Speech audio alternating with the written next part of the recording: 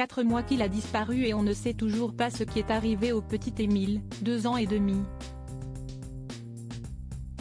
L'enquête se poursuit et s'est resserrée autour du Haut-Vernay.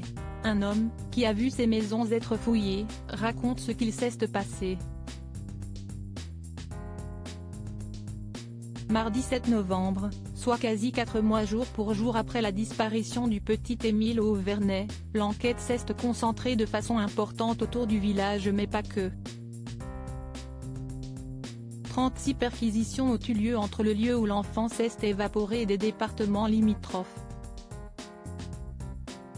Des touristes de passage non loin du lieu du drame le jour J, ont été visés.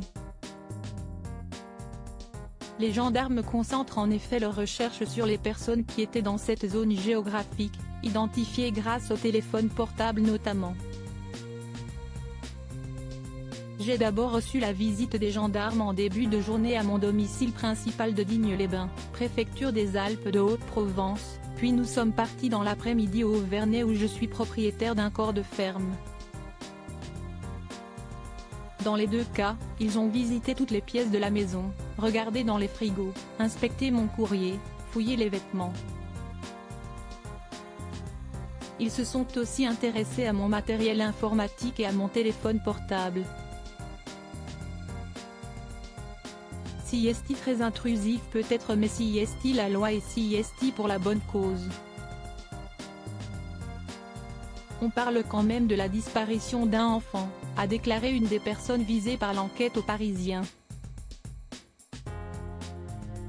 Double perquisition pour la famille. Pour autant la piste familiale, celle notamment des grands-parents chez qui Émile était au moment de sa disparition, n'est pas écartée.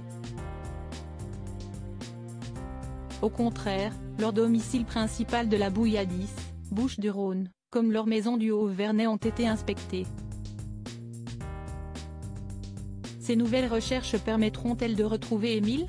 Plus le temps passe et plus la question se pose malgré les gros moyens mis en place.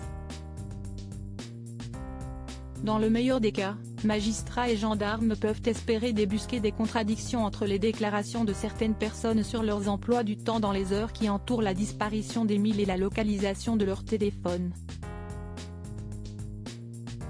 Ils peuvent aussi exhumer des messages suspects échangés ces 4 derniers mois. Autant d'outils qui pourraient ouvrir de nouvelles pistes d'enquête ou servir, le jour venu, à fissurer un alibi ou des dénégations, écrit Le Parisien.